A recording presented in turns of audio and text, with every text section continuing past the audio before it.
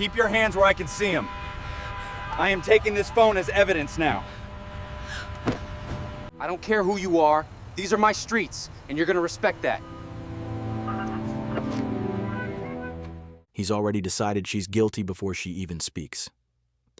On a deserted Atlanta side street at 1:41 a.m., a white cop leans into the window of a tired black janitor, snatches her phone without a warrant, and calls it evidence, while his partner laughs under the flashing red and blue.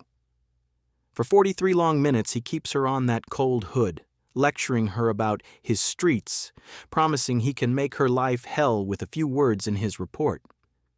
What Officer Malloy doesn't know is that the woman he's humiliating tonight is the chief investigator of the very office that will decide his future.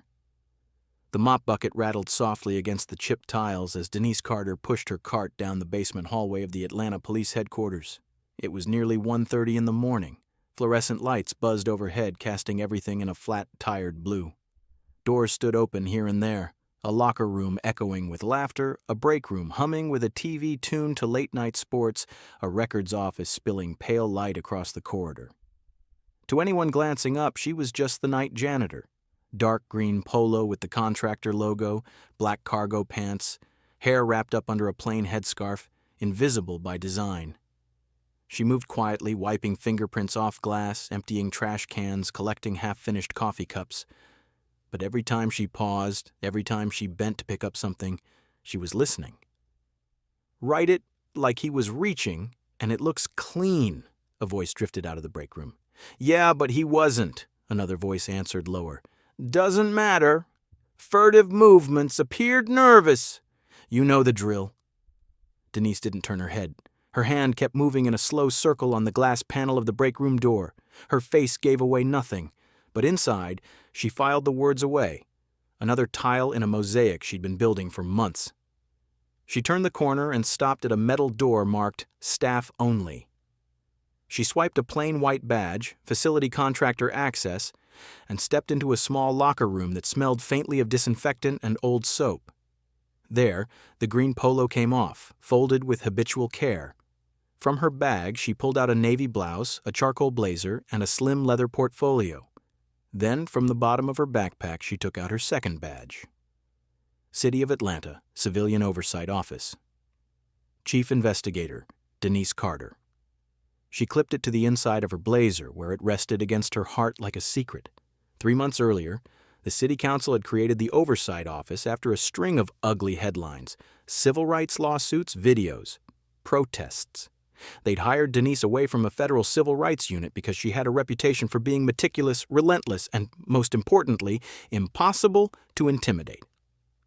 When she'd proposed working a temporary undercover stint as cleaning staff inside headquarters, the council had hesitated. "How are you going to investigate them if they don't even know who you are?" one member had asked. "That's exactly how," she'd said. "I need to see the culture, not the performance." Now, halfway through that experiment, the culture was speaking loud and clear. Outside, the air was cold enough to sting. Denise pulled her coat tight around her and crossed the parking lot to her car. A 10-year-old silver sedan with a cracked taillight and a missing hubcap. The kind of car that never made anyone raise an eyebrow. She sat for a moment with her hands on the steering wheel, listening to the radio murmur about council debates and budget hearings.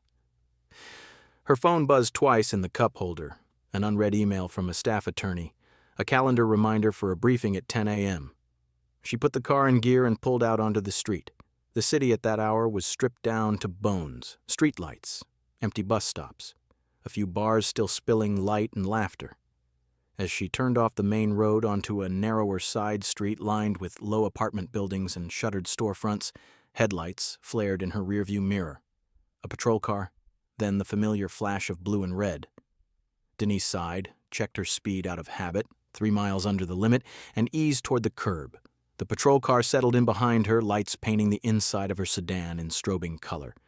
She rolled down her window, turned the engine off, and placed both hands on the steering wheel where they could be seen. The dashboard clock read 1:41 a.m., a flashlight beam knifed through the darkness, sweeping across her dashboard up the side of her face. A shadowed figure approached. "Evening, ma'am," a male voice said, sharp and already annoyed. "You know why I stopped you?" "No, officer," Denise answered, keeping her voice calm. I don't. He stepped into the light spilling from a street lamp. White, mid-30s, square jaw, patrol cap set just a little too perfectly.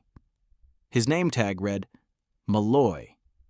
You rolled that stop sign back there, he said, and you've been circling this block? You live around here?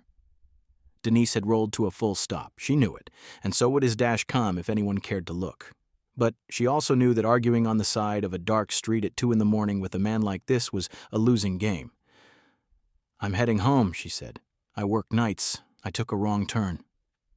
License and registration. She nodded slowly. I'm going to reach into my bag for my wallet, okay? He watched her hand like a hawk as she moved. Make it slow. While she fished out her license and insurance card, another car door opened behind them. A second officer approached on the passenger side, a woman with a tight ponytail and coffee on her breath. Reed, her tag said. She leaned to peer into the back seat, where a plastic caddy with the department logo sat half covered by a jacket. You work at headquarters? Reed asked. Contract cleaning crew, Denise replied. Night shift. Malloy snorted, taking the cards. Figures. You folks always hanging around where you shouldn't be. We've had some incidents. People recording stuff, posting it online. You one of those? No, sir. Denise kept her gaze fixed on the dashboard. I finished my shift. I'm just going home. His flashlight slid across her phone on the center console, screen lit with a notification. New message, Civilian Oversight Office. He didn't read the words, only saw the glow. What's that? He said. My phone, she answered. You recording me? No, sir. He reached in through the open window, grabbed the phone without asking, and turned it over in his hand. You won't mind if I hang on to this for evidence, then? For my safety. That's not... Denise caught herself. Officer, I have a right to... You have the right to stand there and cooperate, he snapped. Step out of the vehicle for me. Reed shifted, her posture tightening. She didn't object, didn't intervene, just watched. Denise opened the door, stepped out, and moved slowly to the front of the car as instructed. The pavement was cold through the thin soles of her work shoes. Traffic hummed faintly on the main road 2 blocks away. Somewhere a dog barked. The street itself was otherwise empty except for the patrol car idling behind her and the apartments looming over them with most of their windows dark. Hands on the hood, Malloy ordered. She complied, feeling the residual warmth of the engine seep into her palms. It would have been almost comforting, if not for the way his flashlight beam rode her back. So, he said, night janitor at HQ, cruising around this neighborhood at 2 a.m. How many times you think we don't notice you people watching us come and go? We... people? Denise asked quietly. Cleaning staff. Community observers. Whatever you call yourselves, his tone turned mocking. Always got a phone out, always documenting. Makes us wonder who you really work for. Reed shifted her weight. Tom, she said under her breath, a small warning. He ignored her. You carrying anything illegal in the vehicle, ma'am? Any weapons, drugs, hidden cameras? No, sir, his radio crackled. Unit 24, status. Traffic stop, he replied. Possible suspicious loitering. Send another unit. Subjects being uncooperative. Denise's jaw clenched. Uncooperative. The word would end up in a report stripped of context, used to justify whatever came next. She'd read 100 reports like that in her career. She stared at the reflection of the blue lights on the hood and counted her breaths. 1, 2, 3. A third car rolled up, lights splashing across brick and glass. A young black officer stepped out, his vest still stiff with newness, his face uncertain. Price, his tag said. He took in the scene quickly. Woman at the hood, hands spread, Malloy radiating authority, Reed hovering at the passenger side. You good, Sarge? He asked automatically, even though Malloy wasn't a sergeant. We're fine, Malloy said. Just need a witness. You can stand over there and observe. Price moved to the edge of the scene, hands hovering somewhere between his belt and his sides, not quite sure where to put them. His gaze met Denise's for a fraction of a second. In that instant, she saw it. The recognition, the discomfort, the quiet arithmetic of risk playing out behind his eyes. He looked away. Malloy walked back to his cruiser with her license and registration. Through the windshield, she could see him typing, his face lit bluish by the computer screen. Reed lingered close by, arms folded. The minutes dragged. Denise shifted her weight from one foot to the other, fingers starting to numb, shoulders aching from holding the same position. A curtain twitched in a window above. Someone's face appeared, watched, disappeared. Nobody came down. Her mind, trained by years in court, cataloged everything. Time of stop, number of units, exact words used. The way he'd seized her phone without consent, the fact that she'd provided identification immediately and still hadn't been told what law she'd actually broken.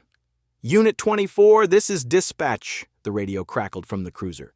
Subject license comes back valid. No wants, no warrants. Address confirmed. What's your PC? Malloy glanced at Denise through the windshield, then away. Subject matching profile, he said into the radio. We've had some issues with employees recording secure areas at HQ. I'm just making sure we're not dealing with anything like that. 10-4, dispatch answered, neutral as ever. Use your discretion. Use your discretion, the most dangerous phrase in the lexicon. Malloy came back, held her license up in the beam of his flashlight as if checking it against her face for the first time. You ever been told you're allowed to be here, ma'am? He asked. On a public street? She said. Yes. His lips thinned. Watch the attitude. I could bring you in for obstruction. For asking a question? For not answering mine, he retorted. You got off shift when? A little after 1. And instead of going straight home, you decide to just wander around this neighborhood? I took a wrong turn. I told you that. He shook his head slowly as if disappointed in a child. Here's how this is going to go. You're going to stand right there while we run some things. If you move, if you reach for anything, if you start yelling about rights and phones and all that, this gets a lot more complicated. Understood? She said nothing. There was nothing to gain by arguing. Not here, not now, not when he had her phone, his gun, and the power to make the next few hours hell. Reed shifted again, uncomfortable. Tom, we got call stacking, she murmured. Maybe just document and clear. I'm documenting, he said. Trust me. He walked back to his car again, leaving her under the buzzing streetlight while the night seeped into her bones. Price, on the periphery, watched her closely. He saw the strain in the lines around her mouth, the way she held herself rigidly still. He also saw the way Malloy's shoulders squared in that particular way he'd already come to recognize, the I'm not backing down posture. In academy, they'd told him to trust his training. On ride-alongs, his father had told him to trust his conscience. Right now, they were at war inside his chest. After nearly 40 minutes of discretion, during which nothing changed except Denise's growing fatigue and the accumulation of more notes in Malloy's little spiral notebook, the stop ended, not with an arrest, not with a citation, but with a half-hearted warning. Watch where you're driving, he said, handing back her license. And don't bring your curiosity from the janitor's closet out onto my streets. My phone, she said. He patted his pocket. Evidence, he replied. You can pick it up if this becomes relevant. Relevant to what? You have a good night now, ma'am. He smiled without warmth and walked away. Price hesitated, then approached her door. She slid back into the driver's seat. Ma'am, he said quietly. I'm sorry about how long that took. Her eyes met his in the rearview mirror. She saw the genuine regret there, the fear braided into it. What's your name, officer? She asked. Price. Jamal Price. Officer Price, she said softly. You saw everything that happened here tonight. One day, you're going to have to decide what to do with that. He swallowed. Yes, ma'am. She drove off without another word. By the time she reached her small brick house on the city's southwest side, the sky was starting to pale. The porch light was on. Inside, Marcus was sitting at the kitchen table in a faded t-shirt, hands wrapped around a mug of coffee gone cold. He stood up as soon as she walked in. You're late, he said. Later than usual. Denise hung her coat on the back of a chair and leaned against the counter, suddenly aware of every ache in her body. Got stopped, she said. couple of your favorite public servants. Marcus's jaw clenched. He worked in community outreach. He'd been on the front line of too many protests not to take that personally. Are you okay? I'm home, she said. No bruises, just tired. He watched her for a moment. You could tell them, he said quietly, who you are. It doesn't have to be like this, doesn't it? She let out a breath that was half laugh, half sigh. They saw a black woman, late at night in a neighborhood they don't like. My badge wouldn't have changed that. It might have made it worse. He came closer, resting his hands on her shoulders, thumbs kneading gently. What are you going to do? Exactly what they expect me not to, she said. I'm going to sleep for a couple hours. Then I'm going to go into my office and ask for every second of dashcam footage from Unit 24's traffic stops in the last year. Denise. She stepped away, poured herself coffee from the pot, swallowed it even though it was bitter and cooling. Don't call anyone, she said. Not the council, not the chief. At 10 o'clock there's a briefing in our conference room. I'd rather they learn who I am all at once. He studied her face, saw the resolve there, the iron she wrapped in courtesy. You sure you're ready for that? She thought of Malloy's hand closing around her phone, of the word janitor rolling off his tongue like an insult. Oh, I'm ready, she said. The question is whether they are. At 9:58 a.m., the conference room on the 12th floor of the Civilian Oversight Office was full.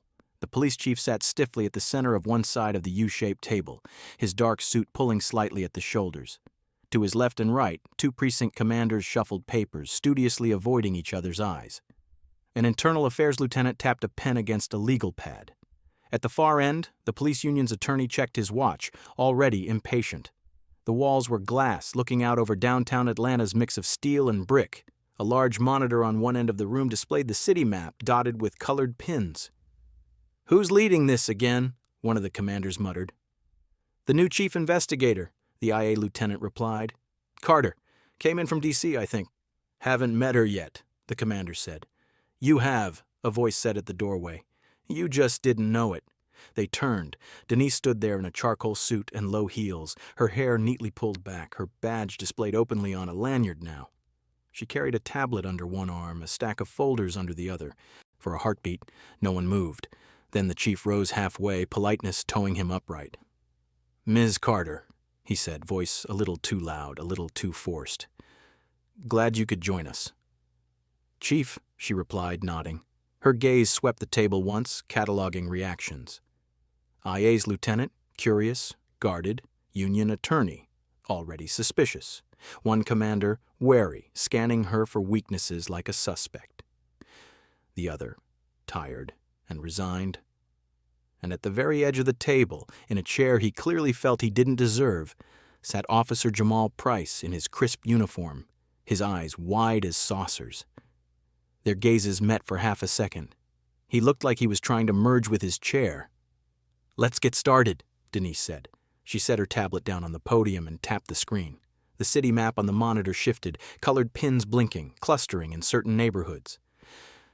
In the last 12 months, she began, this department has conducted approximately 12,000 traffic stops. That's according to your own data. Tonight we're going to talk about 13 of them. A murmur rippled through the room. 13 out of 12,000 sounded insignificant. That was the point. She tapped again. A list appeared on the screen. Dates, times, unit numbers. These are stops conducted between 10 p.m. and 4 a.m., she said. Luxury vehicles, black drivers, all released without charges. 8 of the 13 generated formal complaints that were either closed as unfounded or insufficient evidence. Ms. Carter, the union attorney cut in, with all respect, cherry-picking a handful of stops out of thousands is misleading. My members, she raised a finger very slightly, the way a judge might. I agree, she said, which is why we're not going to rely on complaints alone. We're going to watch what happened. She pulled up the first video. Dashcam footage filled the screen. Headlights cut through darkness. A car pulled over. A driver's hands appeared on the wheel. It was not last night's stop, not yet. It was from 6 months earlier. A black man in a suit pulled over after leaving a downtown office building. Malloy's voice came through the speakers, unmistakable, even compressed and tinny. "You've been circling this block," the chief shifted. "Is that—" "Yes," Denise said. "This is Unit 24, Officer Thomas Malloy. And before anyone asks, all of these videos are from his car."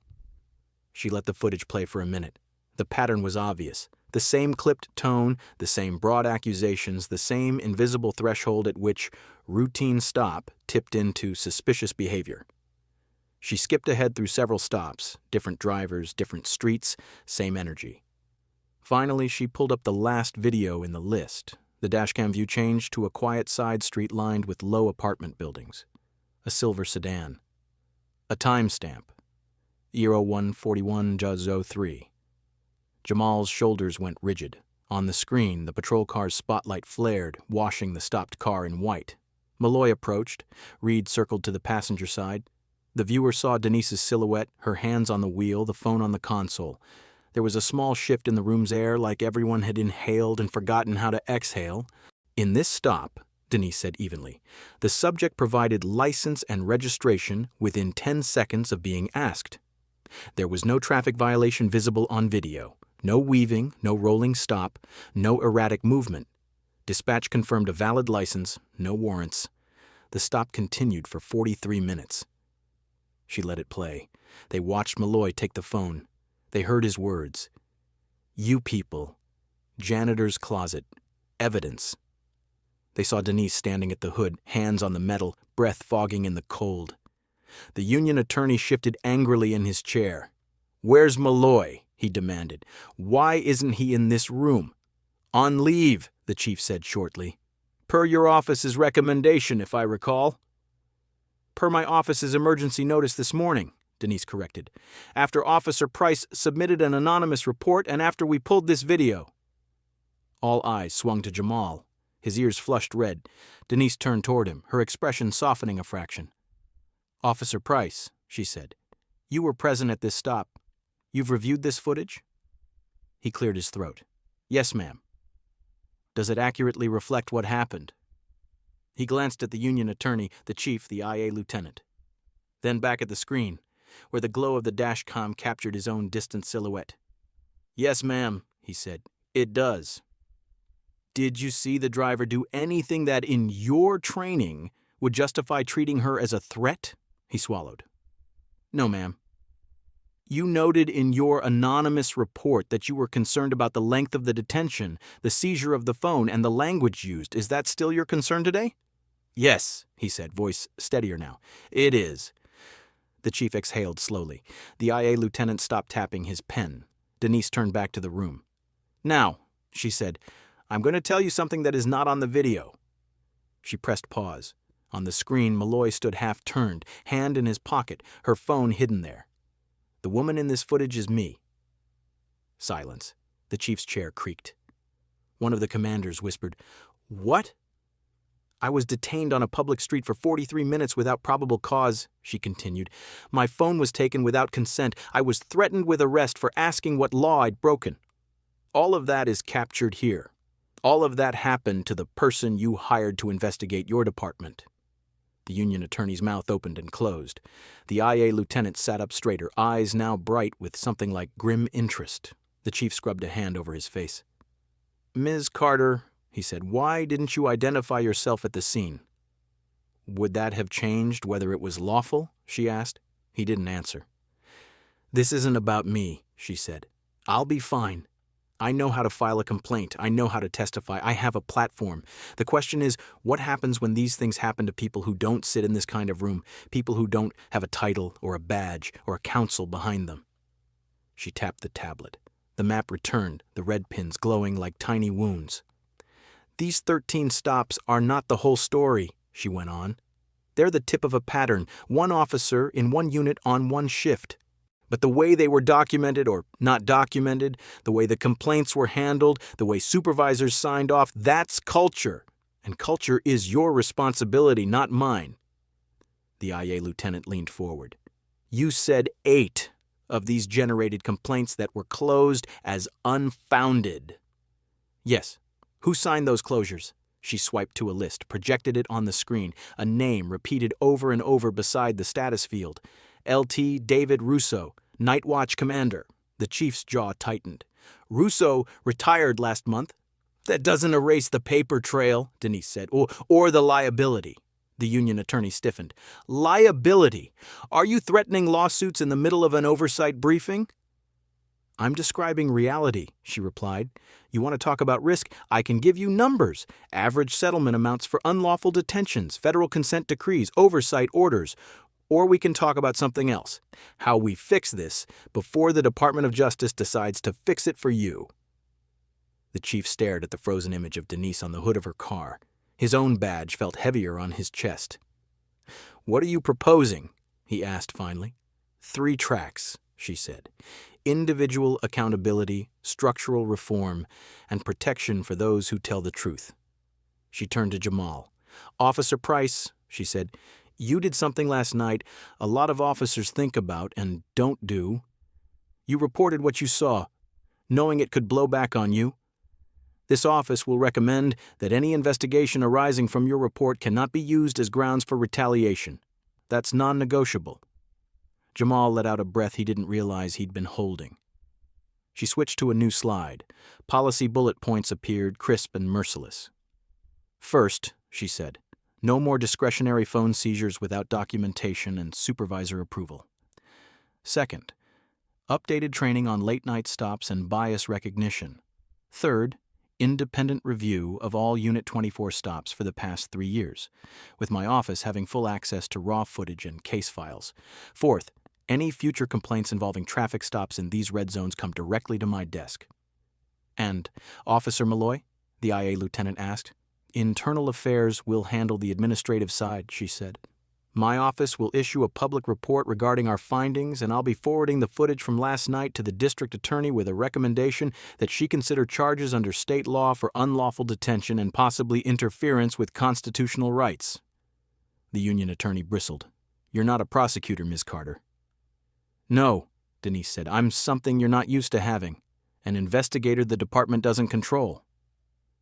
2 weeks later, the city council chamber was packed. Cameras lined the back wall. Reporters filled the press bench, laptops open, ready to turn whatever happened into headlines in minutes.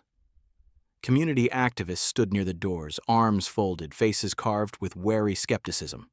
Officers in dress uniforms occupied the rows closest to the front, some stiff with anger, others with unease. At the center, on an elevated dais, the Civilian Oversight Board sat behind their microphones. Denise occupied the staff table below them, a stack of binders at her elbow, her tablet in front of her. The chair of the board cleared her throat. Today's agenda is the public presentation of the findings in the matter of Officer Thomas Malloy and the review of late-night traffic stop practices, she said. Chief Investigator Carter, you have the floor. Denise stood, feeling the weight of 100 gazes. She had never liked grandstanding. Her power had always been in details, in footnotes, in cross-references. But some truths needed amplification. Good afternoon, she began. I'm going to be brief on what everyone has already seen and thorough on what you haven't. She summarized the key facts of her report, the pattern of stops, the language used, the behavior captured on video. She did not play the footage of her own stop again. The board had already watched it. Instead, she highlighted the man who had not been in any previous hearings, Jamal. Officer Price observed misconduct and reported it through the internal system, she said. He did so anonymously at first, which tells you something about the climate he works in. He then confirmed his report under oath. Without that, the dashcom of Unit 24 would still be sitting on a server, and this packet, she lifted the binder, would be empty. In the row behind the union attorney, Jamal sat in plainclothes, hands clasped between his knees. He felt very small and very visible. In light of the evidence, Denise continued, my office recommended and Internal Affairs has adopted the following actions: termination of Officer Malloy and referral to the district attorney for potential prosecution, 30-day suspension and retraining for Officer Reed for failure to intervene, a formal reprimand for the commander who signed off on multiple unfounded complaints without reviewing footage, and department-wide policy changes on documentation and supervision of late-night stops. She flipped to another slide, this one crowded with text. These are the reforms our office believes are necessary beyond individual discipline, she said. Real-time auditing of stop data by race and location. Mandatory review of all dashcam footage and stops that last more than 20 minutes without resulting in a citation. An anonymous reporting channel outside the police intranet, managed by our office rather than the department. And quarterly public reports, yes, public, on all of the above. Someone in the officer section scoffed audibly. The board chair banged her gavel once. Order. This is not about punishing every officer for the sins of a few, Denise said. It's about building a system where the good officers aren't dragged down by the bad ones, where someone like Officer Price doesn't have to choose between his conscience and his career. A council member leaned forward. Chief, he said, turning his mic toward the police chief seated at the side. Is your department prepared to implement these reforms? The chief's tie looked tighter than usual. We are prepared to work with the Oversight Office to develop a timeline, he said carefully. That's not what I asked, the council member replied. The chief swallowed. He looked out at the faces in the room, the protesters' skeptical eyes, the reporters' hungry lenses, his own officers' rigid backs, then up at Denise, who met his gaze without flinching. Yes, he said, we will implement them, all of them. Gasps and murmurs rippled through the chamber. Denise allowed herself the smallest of exhales.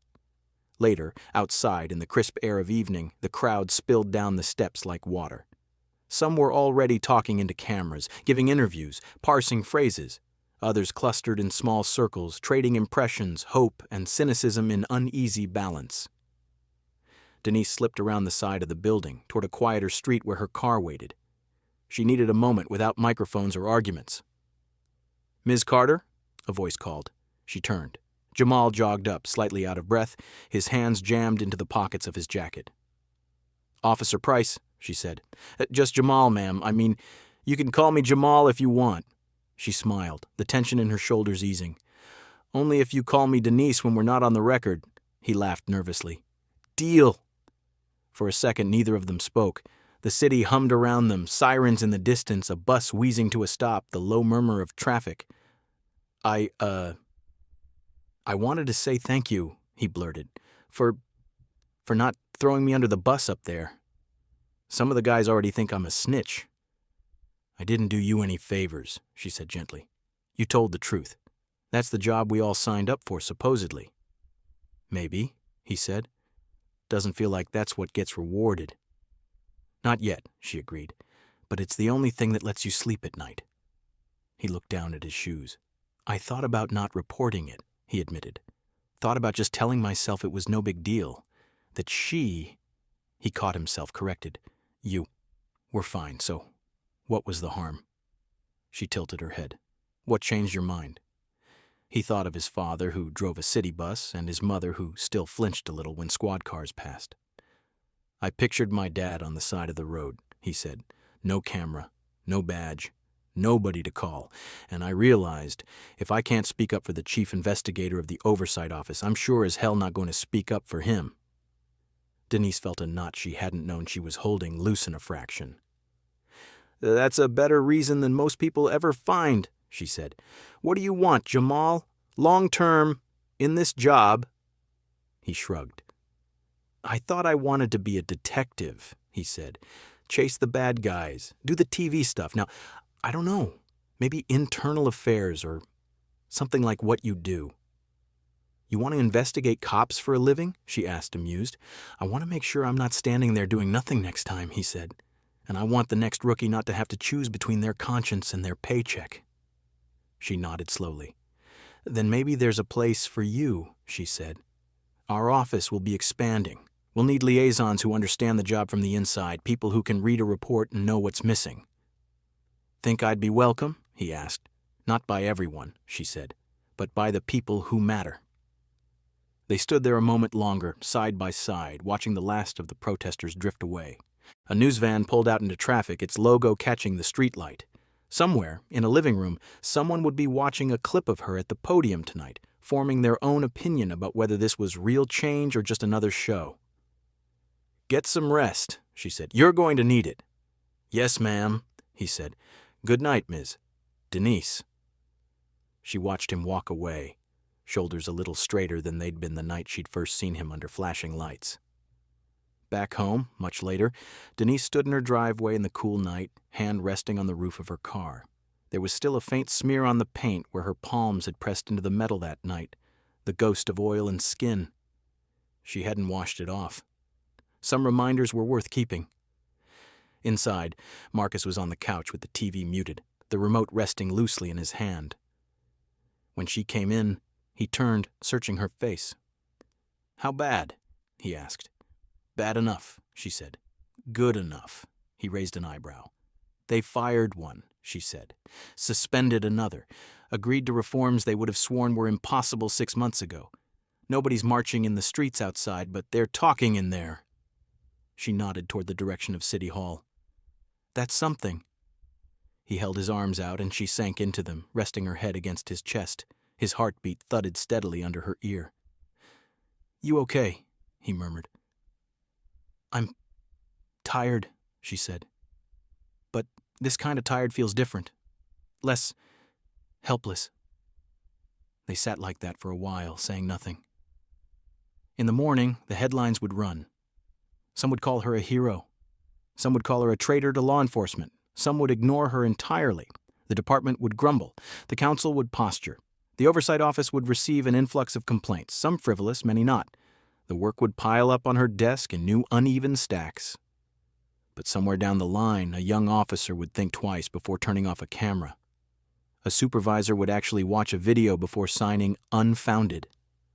A driver on a quiet street at 1 a.m. might still get stopped, but maybe, just maybe, the interaction would end with a warning and a "have a good night" instead of a threat and a long, cold wait. Justice, she knew, was not a single verdict or a headline or a gavel's crack. It was a series of small choices made by ordinary people when no one seemed to be watching. Except now, more than ever, someone was. And for the first time in a long time, that gave her something like hope.